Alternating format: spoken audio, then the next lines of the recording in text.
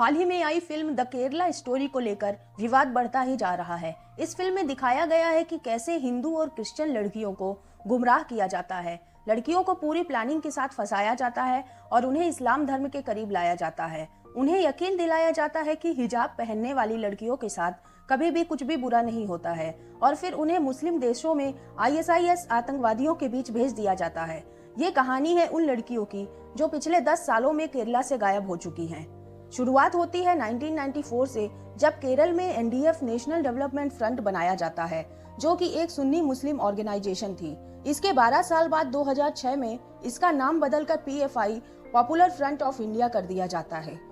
यह खुद को एक इस्लामिक संगठन बताता है जो पिछड़े और अल्पसंख्यकों के लिए आवाज उठाता है।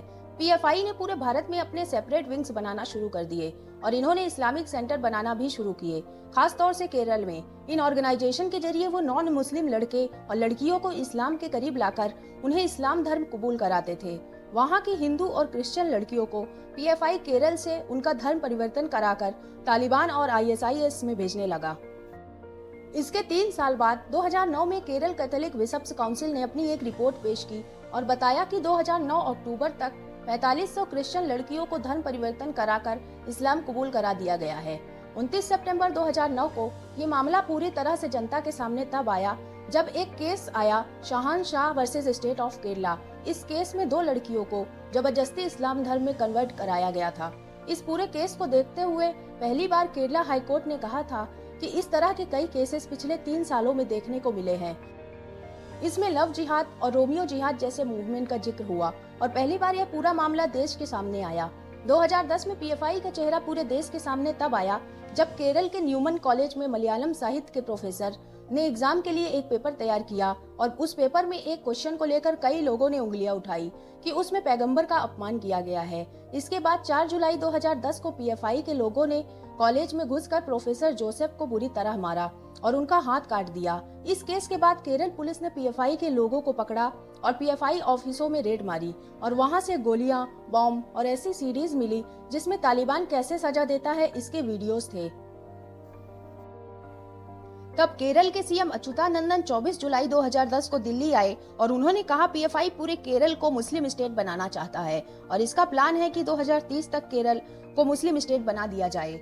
1 साल बाद केरल में कांग्रेस की सरकार आई और ओमन चांडी नए सीएम बने, लेकिन केरला के हालात वैसे ही रहे। अगस्त 2011 में भी एक ऐसा केस आया जिसमें पुलिस ने 2 लोगों को अरेस्ट किया और पता चला कि ये लोग आईएसआईएस के लिए काम करते हैं और ये दोनों हिंदू और क्रिश्चियन लड़कियों का ब्रेन वॉश कर आईएसआईएस में काम करने के लिए उकसाते थे। इसी तरह और भी केस सामने आते रहे। 2012 में केरला के सीएम ओमन चांडी ने केरला असेंबली में एक रिपोर्ट पेश की और इस रिपोर्ट के मुताबिक 2006 से 2012 तक करीबन 7013 लोगों को इस्लाम कबूल कराया जा चुका था और इन लोगों को इस्लामिक कंट्रीज में भेज दिया गया तालिबान और आईएसआईएस के अंडर काम करने के लिए। इस रिपोर्ट के बाद भी केरल में आईएसआईएस और पीएफआई के लोग अपना काम करते रहे और ऐसे कई केसेस सामने आते रहे जिसमें लड़कियों का धर्म परिवर्तन कराया जा रहा था। 2016 में टाइम्स ऑफ इंडिया ने एक रिपोर्ट पब्लिश की और बताया कि करीबन 6000 लोगों को अब तक केरला में इस्लाम कबूल कराया जा चुका है और इसमें ज्यादातर 35 साल से कम उम्र की महिलाएं थी।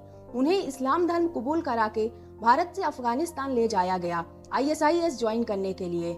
2020 में यूनाइटेड स्टेट्स ने भी अपनी एक रिपोर्ट में माना कि 66 ऐसे इंडियन लोग हैं जो इस समय आईएसआईएस के लिए काम कर रहे हैं। इसी तरह 2021 में फिर से इसी तरह के केसेस सामने आए जब मालबार चर्च के बिशप ने अपनी एक रिपोर्ट में बताया कि 2021 में करीब 21 क्रिश्चियन लड़कियां जिनका धर्म परिवर्तन कराया गया है और ये इस समय लापता हैं। इसी तरह ऐसे केसेस लगातार सामने आते रहे।